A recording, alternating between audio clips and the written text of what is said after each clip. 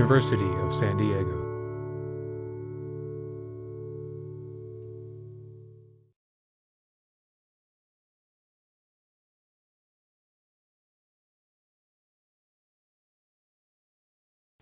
We're here today to enjoy that fantastic leadership and teaching capability of Dr. Hinman.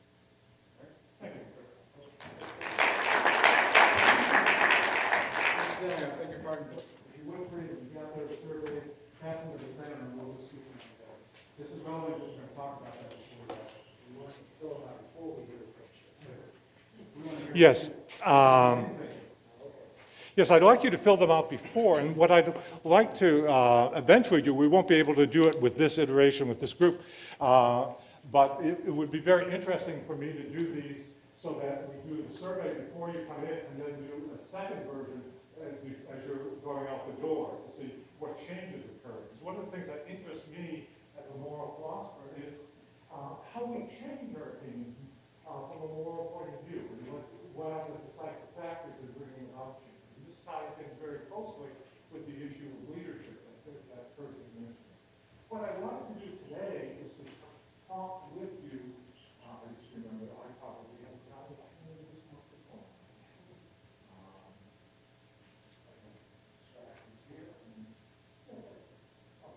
The microphone is now on. Okay.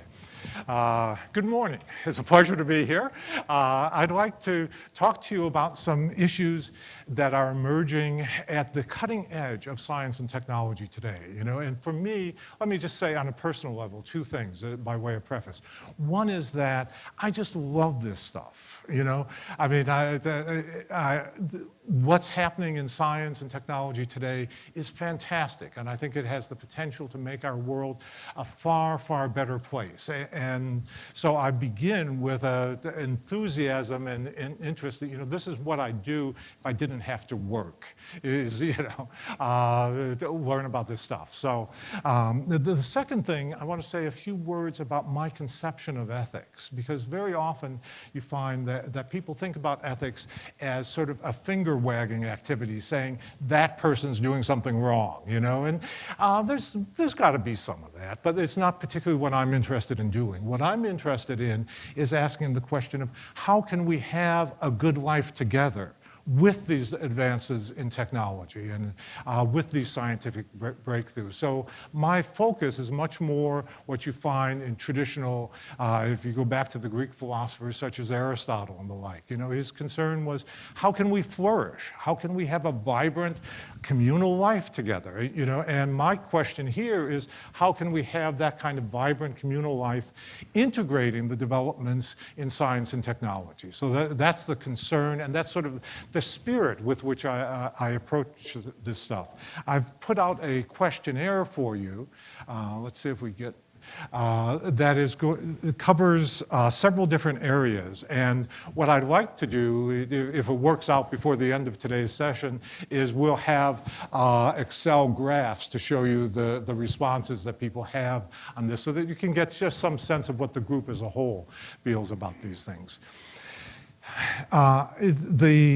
What I'm going to talk about falls into several distinct areas. The first of these has to do with genetics and stem cells and some of the ethical issues arising out of new developments in those areas. The second main area has to do with some things happening in the neurosciences, one of the most exciting of areas these days. It's going to touch on a particular interest of mine having to do with questions about memory, both in memory enhancement and memory dampening. Then I'm going to talk some about computing and information technology, Google and search engines and the like, and then finally wrap it up with some things about robots and robotics. I have been particularly interested in robots for several years. I've been going to Japan fairly often where the advances are just stunning, what you see in the labs there. And Japan, South Korea, now Norway is also now added to this list of countries that have made national commitments to develop robots to take care of the elderly and to take care of, in addition, to take care now of children. You know, if you look at the demographic pyramids in Japan, you see there are a lot of people at the top and relatively few people to take care of them. So you understand the sort of economic dynamics of this. So I'll come back to that at the end of today's talk.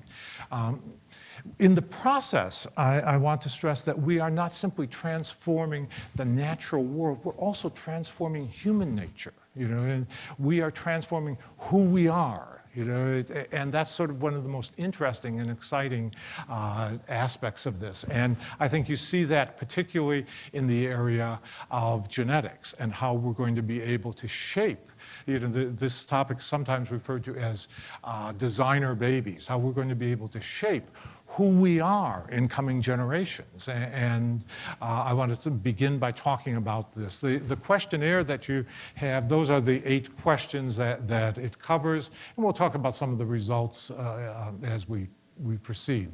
Let's talk about first the question about genetics and genetic enhancement. You know, you sometimes see in the news, and you remember from Dolly the sheep when it was first cloned. You know, I always wondered, why do they need more sheep in Scotland, you know? But, and I've never gotten a great answer to that. But my hunch is that reproductive cloning, that is cloning to make more copies of us, of you and me, is probably not an economic market of any great significance. You know, in the end, there's not going to be that much demand for it. But what there's going to be demand for is to enhance the children we're going to have, you know, and to shape human nature in the process. And that, you can just imagine, if anyone's ever seen that movie Gattaca, it has some really interesting examples. And what you find is that we're going to face questions about what do we do for our future children, and you know, how are we going to make them better? And this is a motivation that has economic traction, because this is something that every parent wants the best for his or her child, you know, and we're going to both individually and collectively face the question of how can we do this wisely? You know, let me give you a few examples of many disorders are involve multiple genes and interactions with environments, but some are single gene disorders, and there's a particular form of dwarfism that's this way. And about 3 years ago, some scientists had a press conference, which is now standard in science, you know, saying that they had discovered the gene for a specific form of dwarfism, you know, and they were just really happy, you know. They thought, we are, you know, I mean, they were probably thought they'd make some money from this, but they really they thought this is going to be an advancement for humanity. And they were surprised at the mixed reaction that this got, because they said, you know, this is a single gene. Eventually, we'll be able to flick this switch in utero so that if you find that you have conceived a child that's going to have this particular form of dwarfism, we can change that eventually so that it won't happen. Well, the reaction was positive among many people, but there were also a number of people who are dwarfs or midgets. Sometimes they refer to themselves collectively as little people, you know, and said, well, gee, are you saying the world would be a better place without us? Then they took it a step further. They said, all right, if you can eventually flick this switch, what if we conceive and we want our child to be like us? Can we flick the switch the other way?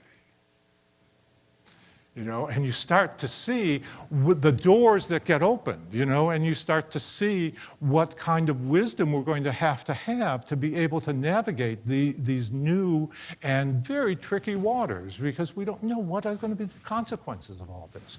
And so you find that, you know, as we find genetic markers for a variety of different disorders, we're going to have to ask questions about what do we test for? Who do we tell? Does this information go to your insurance agency? Does this to your employer? But most of all, how are we going to use this? What if, for example, some researchers are looking for genes related to sexual orientation? I don't know if they'll find it. I think whatever is going to happen, it will turn out to be a multiplicity of genes and an interaction with environment, including uterine environments. But what if you find that? Should people be allowed to change this, to test for it? What is it going to take for us to build a good world when we start to have these capabilities? We are in what the philosopher at Dartmouth, Jim Moore, called often a policy vacuum. That is, our technology is ahead of our ethics, and what we have to do is to have, I think, very open, frank, and thoughtful discussions where we listen to one another about these to try to steer a course that's a wise course in the end. And so, there are certainly those who maintain that you should just open the floodgates entirely. Greg Stock at UCLA, who runs an institute for promoting germline engineering, is one of these. Greg's a libertarian. He feels like there should, the problem is government, government is not in any sense the answer. He says, let's even on changes that would be passed on from generation to generation. Let's go down this road and let the market sort of figure out what the right thing is. And on the other extreme, we have someone like Francis Fukuyama at Johns Hopkins who's saying, wait, we need to proceed very, very cautiously here, especially things that could be passed from one generation to another. Well, these are the questions we're going to have to face as a country. And how are we going to distribute, at a time when we can hardly get health care to our population as a whole, how are we going to distribute these particularly high-end benefits to a select few, or make them available in some sense by lottery, or what? These are the questions that genetics is going to, I think, cause us to have. One of the interesting things you see is the phenomenon of what are called savior babies. That is, sometimes you need particular genetic material, bone marrow, what have you, in order to be able to save a child who's suffering from a particular form of cancer, or what have you. Well, what if you decide to conceive another child to provide the material for the transplant? That wouldn't kill the child, but it would still, it's a very invasive procedure. Who should decide this? Should the parents? What parent wouldn't do almost anything within his or her power to save the life of one of their children? You can understand the anguish and the pathos of a situation like this. What do you do with the parent who might need that for themselves? Well, now, it's no longer quite as altruistic, and all of this is largely uncharted territory, and what we need to do as a society is figure out ways in which we can thoughtfully and wisely chart this territory as we proceed. The second question that I want to call to your attention has to do, the question on the survey was about the use of human embryos. This is particularly an issue in regard to stem cell research. And what you've seen, I've put several pictures of Steve Reeves up there as an example. If you've seen, as I have videos of, there's one that was really moving to me, a video of a laboratory rat whose spinal cord was severed and then was treated with a stem cell treatment. In the first part of the video, the rat has maybe 10% movement in its rear legs. You know, it basically drags itself around. 3 months after the stem cell treatment, you see it's got about 80 to 90% control over its rear legs. You know, you see the phenomenal change. And if you've known people who suffer from things such as ALS and the like, the promise of stem cell research is extraordinary. You know, it's, if you've seen examples now, and this is something you can routinely do in a lab now with stem cells, you can create beating heart muscle. You know, and that's what then would be put into human hearts, and done so in such a way that there would be no issues about rejection. You know, so this is the promise in terms of saving things. But the moral issue that's faced our society is this seems to involve, in many cases, the destruction of human embryos. One of the things that we have in the United States as a result of fertility clinics is we have about 400,000 frozen embryos in the United States, a large number. You know, but no one knows exactly how many because we don't really keep track. You know, if you were in the United Kingdom, they could tell you exactly how many frozen embryos are available there. But in the United States, much of this is unregulated. You know, there are things you can't do with federal money, but you can still do them. You just don't get them, you know, funded by the federal government. Well, what we find is that stem cell research that destroys these embryos, which in all likelihood would otherwise have simply been disposed of. You know, they wouldn't have been used for, you know, for reproductive purposes. Interesting to me, the couples who've gone through infertility, one of the options that was introduced in the previous administration was, I think, snowflake children, you know, where you could donate some of these embryos to other couples who were going through infertility. And I thought that this would be something that my wife and I went through some of this. And so, you know, I would have thought this was something that couples who had dealt with infertility would be enthusiastic about doing. Very few want to do this, a very small percentage, because they don't want their genetic offspring out there where they don't know where, and you know, so while that's an option for a few, it's not generally much of an option. So what we've found among scientists has been very interesting, and we've held a couple conferences here and at UCSD and at the Burnham Institute about this over the last several years.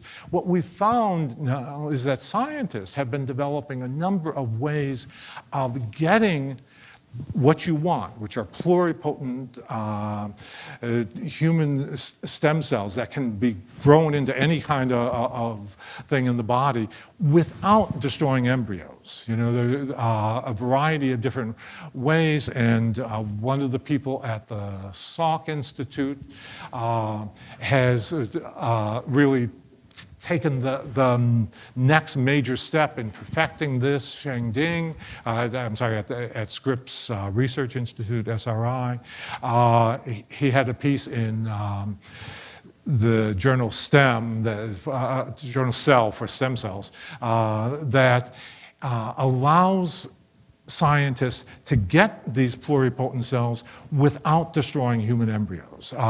The company in Oceanside is doing this by means of parthenogenesis, where you get it from an egg, but you don't create an embryo in the first place. You know, there's a lot of really exciting work going on in these areas. You can, in fact, do much of this stuff anyway. It's just you can't do some of it with federal money. You know, and so that landscape is beginning to change. So we see the promise of stem cell research is that it's going to alleviate human suffering. You know, and it's going to alleviate suffering precisely in those areas where we have the least set of treatment modalities, you know, where we have made little progress. If you know anything about, for example, ALS, you know, just a tragic tragic disorder where, you know, your nervous system gradually, often from the bottom up, you know, just shuts down. Mentally, you're absolutely unimpaired. You know, and the anguish of that for those who suffer for it and for those who love people who are suffering from that is extraordinary. You know, and if we can find ways of not simply retarding or managing these diseases, but the promise of stem cells is that we can actually cure them. You know, if we can do that, we've done something to make the world a better place. You know, so you've got these competing moral considerations out there about not destroying embryos, but on the other hand, alleviating suffering, and that's that's the balancing act that we try to. To effect as we move from the initial stages of stem cell research to the future. What's going to happen as well, let me just say, is that you're going to find all sorts of interesting things developing in terms of developing new species.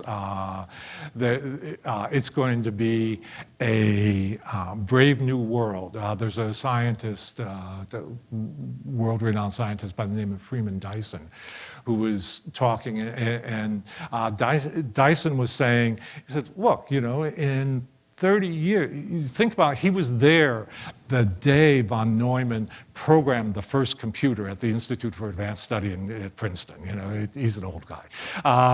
And he said that back in the early 50s, he'd asked von Neumann, how many of these computers do you think we'll need? And he wasn't sure, but he thought probably in the United States you'd need at least 7, maybe 8. You know, and now you look at how, you know, the ubiquitous, pervasive character of computing. And what Dyson says is, in 30 years, the same thing's going to happen with genetics. So you're going to have little kids creating species at home, you know, and I mentioned this to a research scientist at UCSD, and he looked at me and said, think it'll take that long? You know, and he thought probably 20. Well, I don't know, but you know, it's clear we're going to change the world, we're going to change who we are. You know, and then the challenge is, how do we do this wisely? You know, I want to talk a little bit about what's happening in neuroscience. One of these has to do with cognitive enhancing drugs available at better schoolyards everywhere.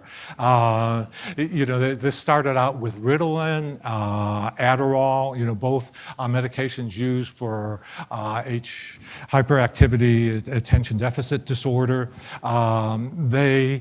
They help people concentrate better, you know?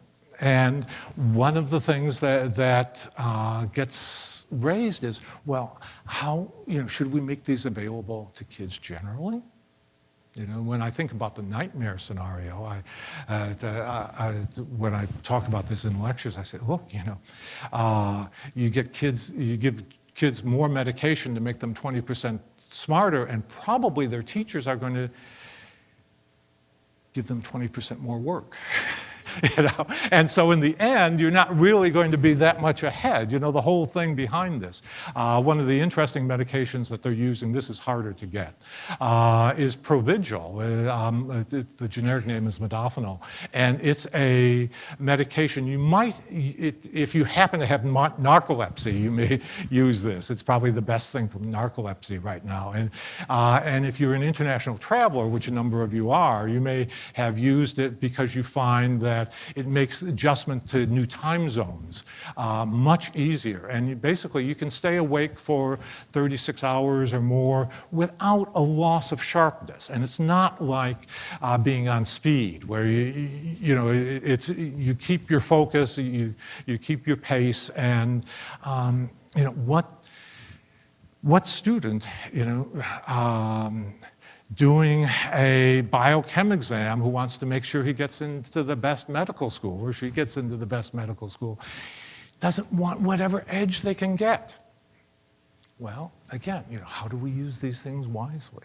And so we have memory-enhancing drugs that promise brain gain. There's a very nice article that appeared in the New Yorker in April of this year by Margaret Talbot. That's up there on that slide, talking about some of the liabilities associated with this. But we also have, interestingly, memory dampening medications as well. And let me just move to the next slide associated with this. And this is very interesting to me. There are a couple of these. One of these is a drug that was used originally for stage fright. And what it will do is you will be able to recall cognitively what happened to you. It doesn't totally wipe out your memory, but you won't have the affect associated with it. You won't have the feelings. You won't have the emotions associated with it. And so, you think about the number of people in the United States alone suffering from post-traumatic stress disorder. One of the things that this offers, they're actually doing some very interesting things where they're reenacting some of these experiences that caused the trauma in the first place. But with this, after having taken this drug, and the result has been that people have, emotional reaction to the traumatic event has gone down. Well, you can see, first of all, the complex situation about getting informed consent for something like this, because by definition, this happens during a trauma or right after a trauma. It only works in the first 2 to 3 hours. So what if someone comes into an ER having been mugged or perhaps raped, and you offer them this drug? Well, interesting. First of all, are they in a position to make informed consent immediately following that trauma? Hard to say, and most of us aren't going to think about this in advance. What if you don't, is it a better world that you remember being raped but don't feel bad about it? What if you send soldiers out on missions that they have to do things about which any human being would feel bad, but they remember it but don't have the negative feelings associated with this? How do we use these things wisely? There's a second drug that does memory, that wipes it out entirely. This was Michael Jackson's favorite. And it's a drug, I actually had some experience with it when I had knee replacement this summer, and it's called propofol. And what it does is the anesthesiologists refer to this as the milk of amnesia. And it's a milky white substance, and you forget. And there was a very interesting article that one of our colleagues in the law school, Adam Colbert, did in the Neuroethics Journal, where he talked about a case of a woman who was having a cancer biopsy. She told her surgeon she didn't want to be put under, in terms of anesthesia. And he was not happy with this, but he said, all right, I'll go along with this as long as I can have an anesthesiologist standing by in the operating room just in case something goes wrong. And so she consented ultimately to that. They pull the biopsy, send it to the lab, and he's waiting to sew her up till the lab calls to say, we've got it, and it's a sufficient size and everything. They were okay. Well, the lab calls on the one-way intercom. Well, what's the lab guy think? That the patient's unconscious, right? And he was being particularly assiduous that day, and so he had already done a preliminary analysis, and basically he said she's a goner. So here she is, awake, hearing this. Breaks into tears, sobbing. What are my children going to do? She was a fairly young woman in her early 40s. And the surgeon turned to the anesthesiologist, said, administer some propofol. He gave her an injection. She woke up an hour and a half later. How was it? No recollection at all. of anything that had happened there. You know, wiped it out. Well, how do we use this wisely? You know, certainly the Michael Jackson model isn't going to be the one that's at the top of our list about how to use this wisely. But what we see is that, you know, there's this little bit of that person's experience just out there in outer space, who they are, you know? You don't even know what might have happened to you.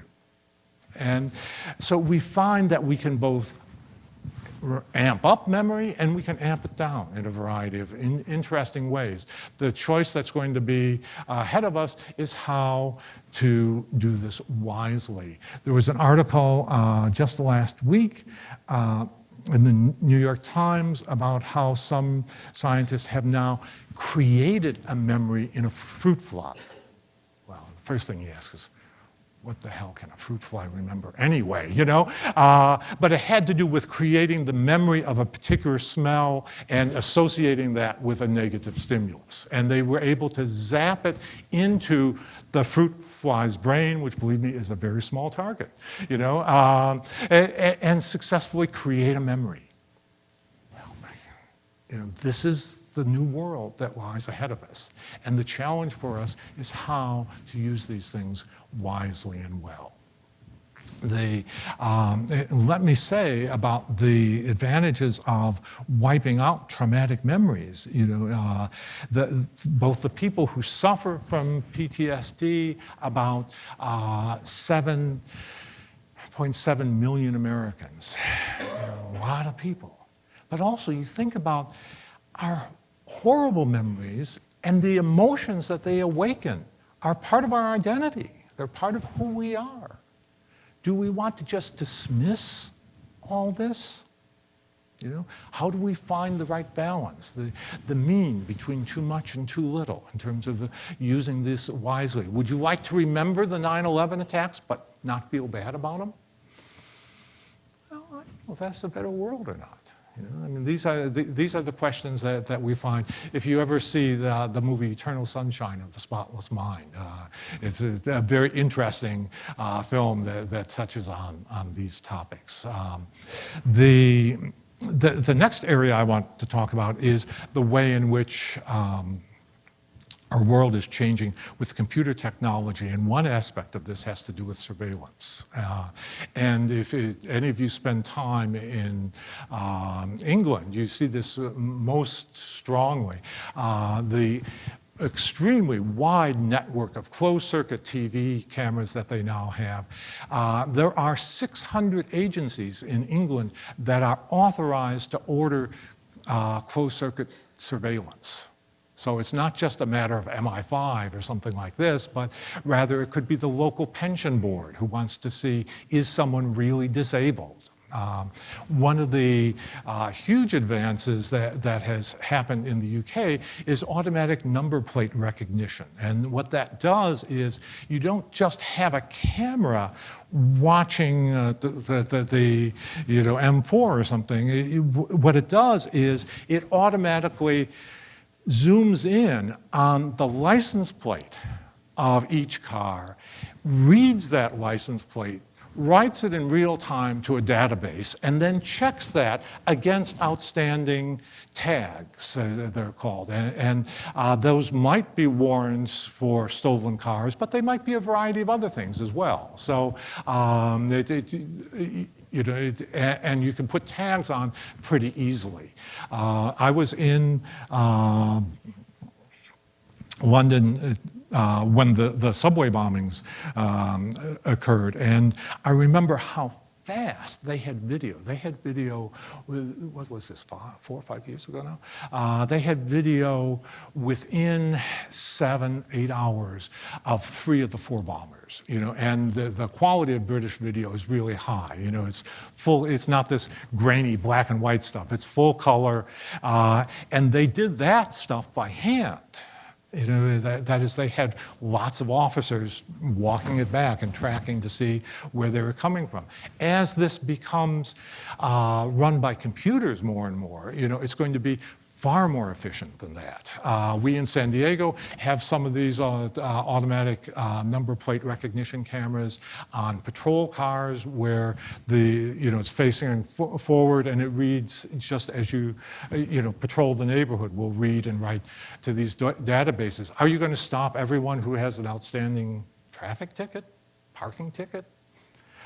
Perhaps, in England, you see this even being used for people who might have, one case that was written up on Sunday's New York Times, a woman who had tried to get her kid in a school district in which she no longer lived. And so they actually had 3 weeks of full video surveillance of her and her family. That the school board ordered. This was the bizarre thing, they had never called her to ask her what's going on.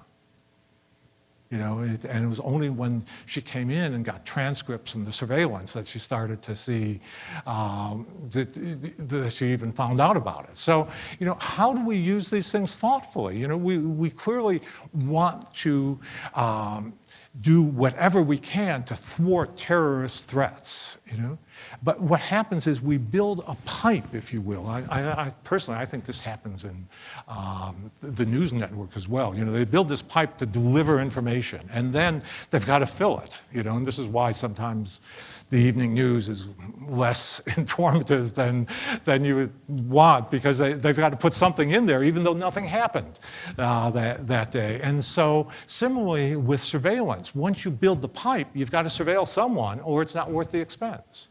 So in the United States, these may well be built with Homeland Security dollars, but then they get used in a variety of other ways as well. And this is going to be a really interesting issue as, and I started to take some pictures in London of surveillance cameras and then realized, it's better probably to just get them online, because I didn't want them knocking on my door asking, why are you taking pictures of this?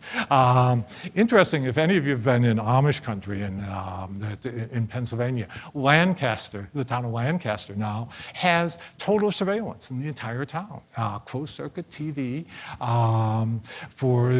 and interesting, 165 cameras, round the clock, staffed by volunteers, run by a local group, has nothing to do with the government. They will call the police, but they just decided to do it to make it a safer place. Nothing illegal about that. If you look at the surveillance in the UK, very often this is done on the council level, the level of towns and the like. The people in the rooms watching the cameras are not sworn. They're not police officers. They are employees. But if any of you work in law enforcement, there's a huge difference between someone who's sworn and someone who isn't. And this is, much farther out there.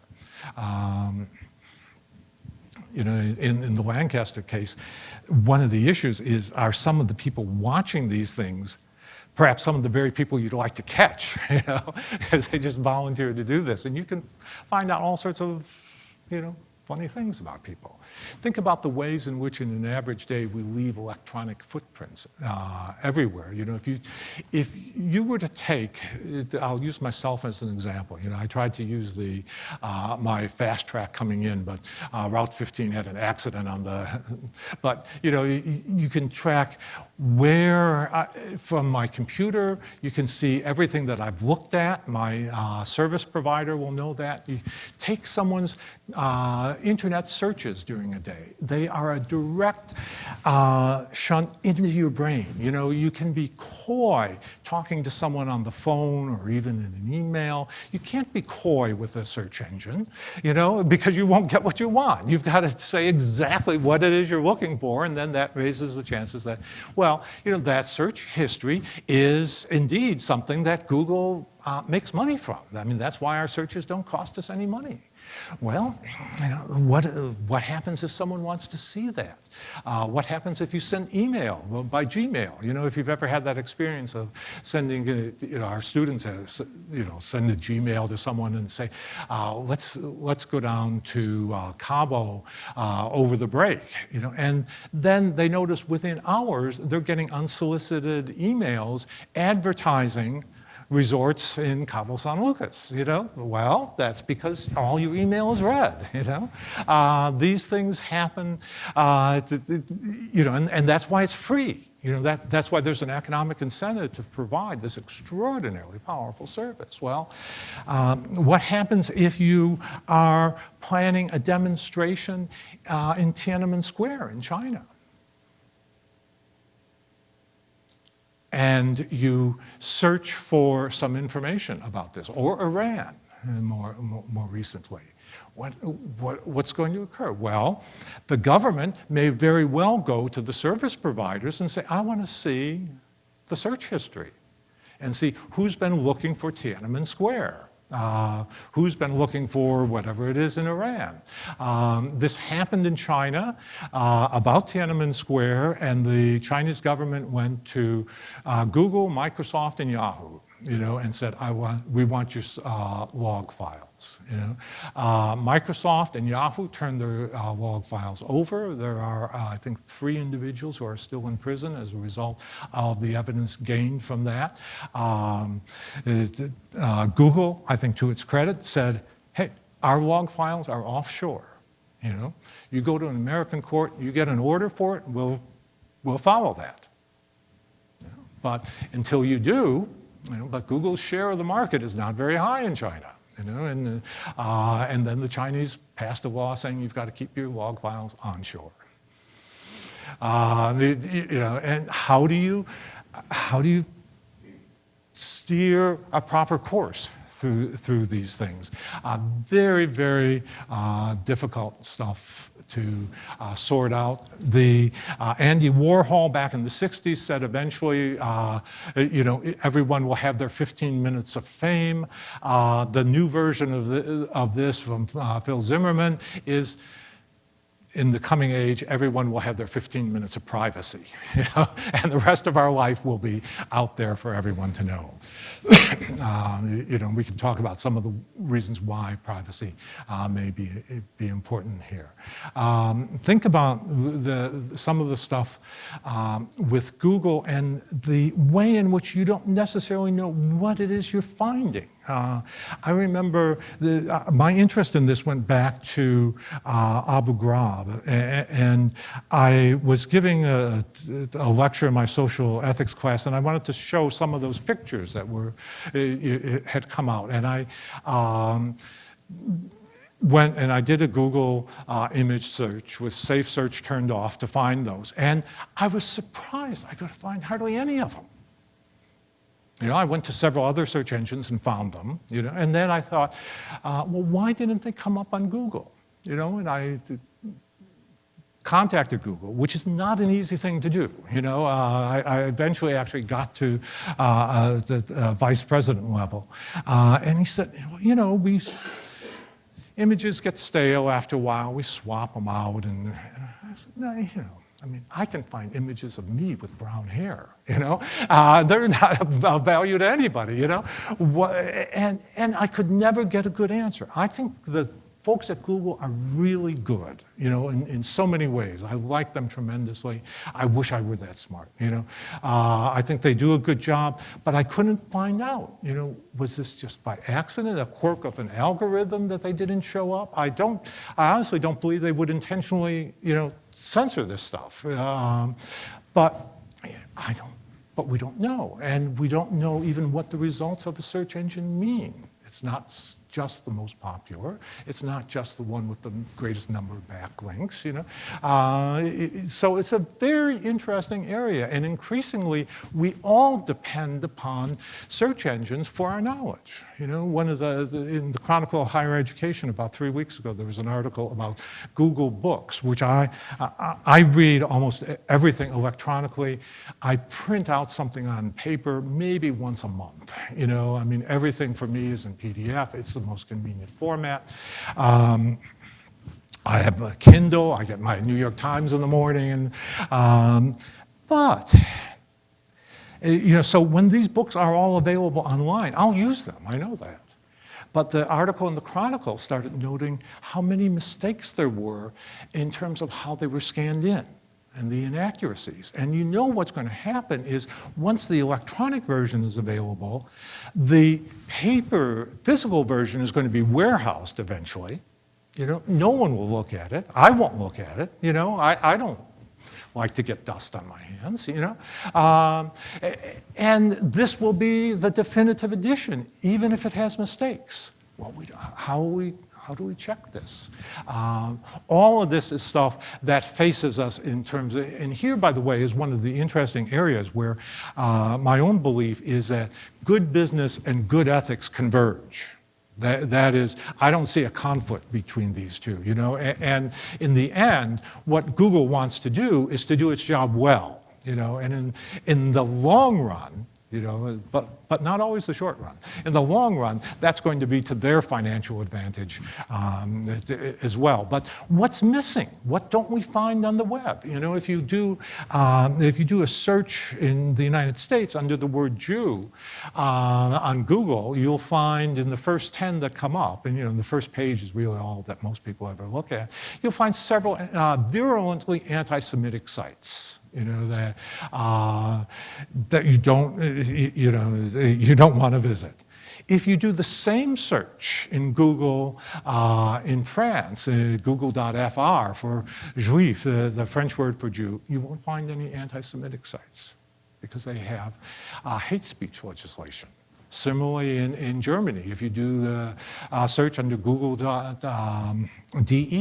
under Jude, the German word for Jew, you don't get anti-Semitic sites because they've got, you know, those laws, and Google respects the local laws. You get a lot about Jude Law, the actor, but you don't get anti-Semitic sites. If you do sites about searches for democracy in China, you get, you know, and so do you respect their censoring as well? Do you respect Tehran's censoring? You know, is this a version of, you know, you do what the local, you know, it's a crime to say things disrespectful of Turkey. You know, well, then does Google in Istanbul filter out any anti-Turkish websites from its results? You know, so we have a principle that in regard to anti-Semitism we might find fine, but in regard to some other things we might be much less comfortable with it. And so, and this is where knowledge is going to reside. You know, search engines are the keys to the kingdom of knowledge. You know, they are tremendously powerful, and we have to ask, how do we use this well? You know, searching your, keeping track of your search histories. If you use, you know, Google has a thing where you can log in, and other search engines do as well. You can log in so that you can find your previous searches, because we've all had that experience of thinking, oh, I saw this thing 2 weeks ago when I was looking for something else, and where is it? You know, and it's really nice to be able to look back and find that search history, but then you leave footprints, you leave more tracks out there. I want to talk finally about a couple things developing in the area of robotics. There's an article that came out yesterday in the New Yorker on robot therapy for elders who are affected by dementia, and how much of this in the United States comes out of the MIT labs that Rodney Brooks runs, and this is one of his students who is now at USC. And what we find is that the elderly will interact with robots, and robots have infinite patience. You know, they don't get, you know, and having been through a couple hospital experiences, robots don't look so bad sometimes, you know, in terms of caregivers. You know, they can make some big mistakes, but they can be pretty reliable too. What we find in one of the labs at UCSD now is that they're using robots to play with preschool children. And they've graphed the number of interactions, and it's really interesting to see this. The kids love the robots, you know, and the robot only has about an hour-and-a-half battery. So, you know, when it's starting to wind down, they tuck it in, they get a blanket, all this kind of thing, and they track interactions. And when the robot's in the room, the children interact roughly the same, if not slightly more, with the robot than with their human counterparts. You know, and this is over a period of 9 months, so it's not, you know, a freaky thing where it's just the novelty of it. There are ways of programming these things so that they do novel behaviors that brings more interaction. There are ways of, if you read this story in this week's New Yorker, it's very, very interesting in how they program their robots, some of whom will be, the robot will figure out if it's dealing with someone who's extroverted or introverted, and it will change its behavior on the basis of what it concludes, and it will get closer or farther away, it will say more or less, it will change its tone of voice. You know, all this stuff is fairly straightforward in terms of, so that's the article, Robots That Care, in this week's New Yorker. Really interesting. In Japan, what we find is, this is a picture of sort of the Japanese equivalent of Katie Couric, the evening newscaster, and the one in white. The one in pink is a robot. And I've met her, I've hugged her, talked with her. She sat in and replaced the evening newscaster one night, and no one noticed. Now, this may say something about Japanese newscasters, you know, who are not exactly, you know, effusive in their, you know, their presentation and the like, but nonetheless, you know, with this robot, there are little blowers all the way under the surface of the skin, so that you've got the feel of responsive-ness. I think she speaks very good Japanese, but, you know, I can't tell. But what her creator, who's the guy in the black shirt there, Hiroshi Ishiguro, does is he creates human-like robots. You know, androids, he calls them. Yeah, I'll talk about sex in a second.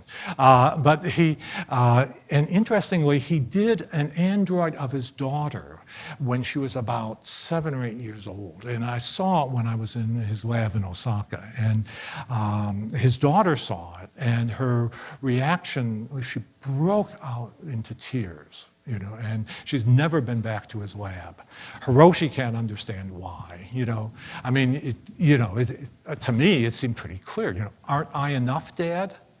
You know, you got to create the, and so I met his simulated daughter, the android, in his lab, and she was behind a curtain, and she looked like a waif. You know, and there's something incredibly poignant about this. And you know, what are robots going to be used for in the future? You know, we're going to use them to care for the elderly, probably for children. We may, you know, this is sort of a theme for those of you of a certain certain age may remember the Stepford Wives, you know. This is a theme that's been around for a while.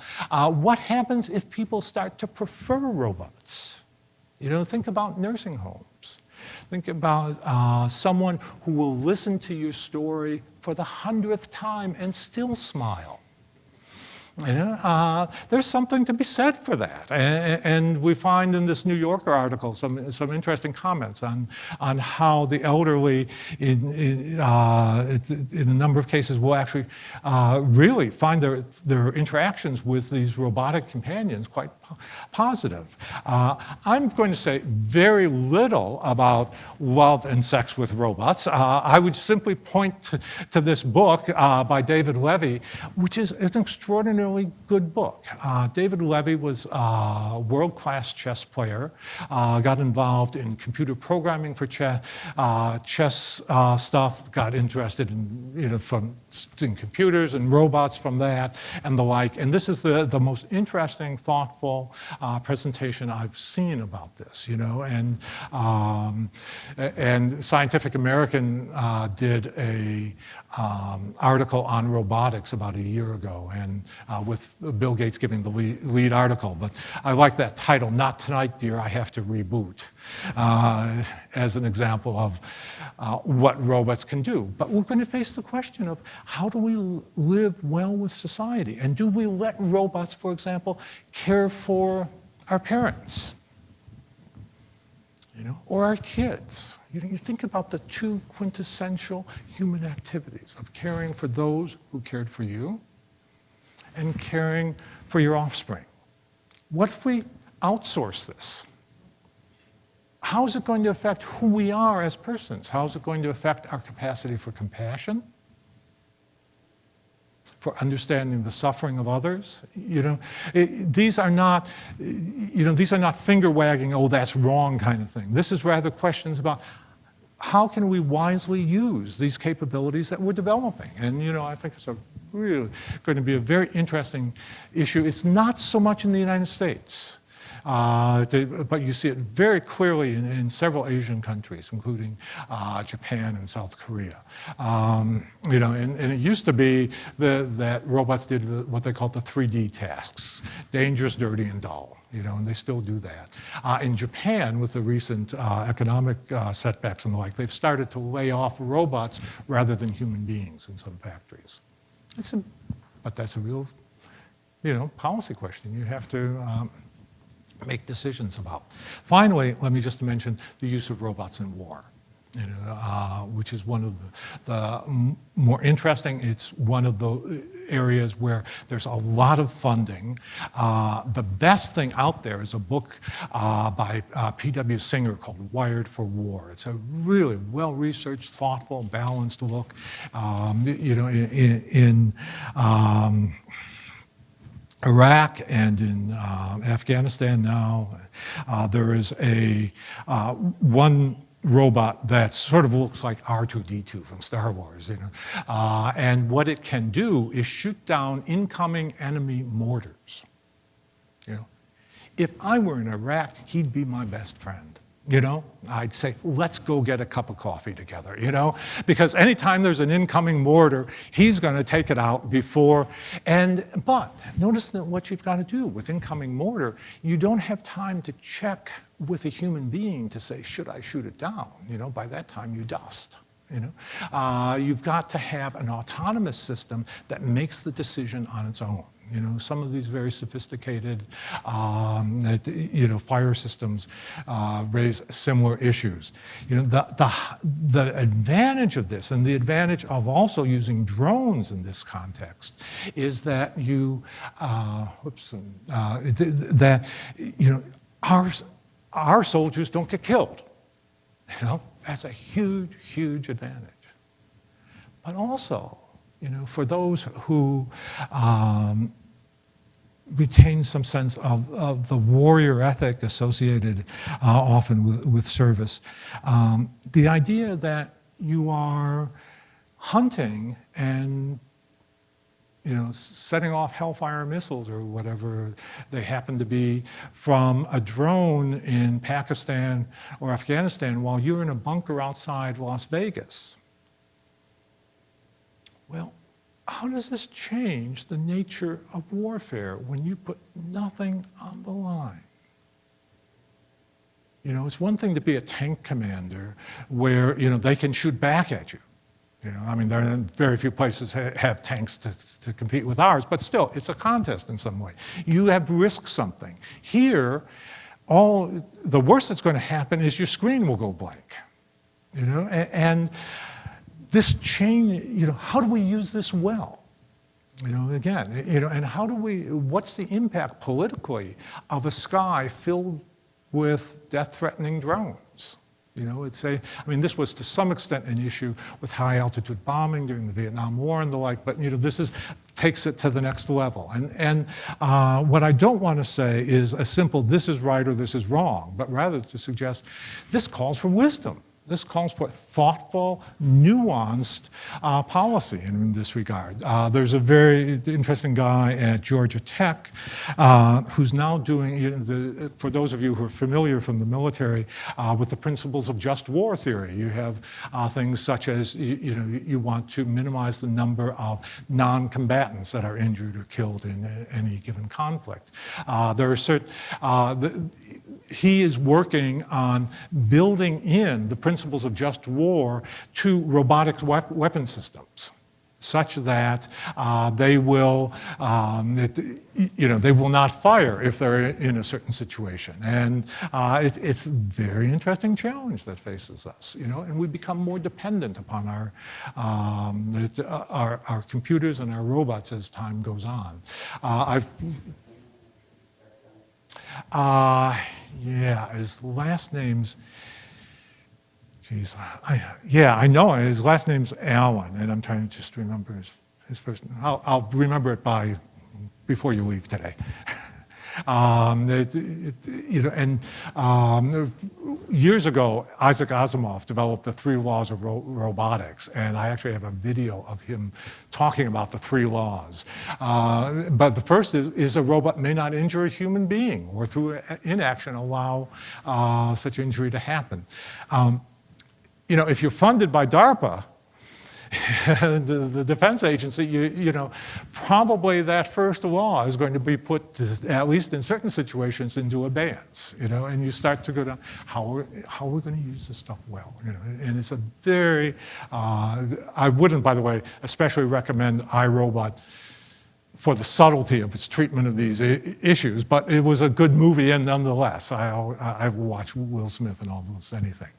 I want to just conclude by saying, you know, that these are issues we're all going to face, as whether as business leaders, as citizens, you know, as consumers, as scientists. We're going to be involved in making decisions about transforming this world, you know. And the thing to do is to first know as much as we can about it, and then to figure out how thoughtfully, together with collective wisdom, not any one person, you know, how we can map out the future that lies before us as the one that's going to be best for us, best in a variety of different ways. So those are sort of some of the things that, at least to me, are really interesting about what's going on in recent developments in science and technology.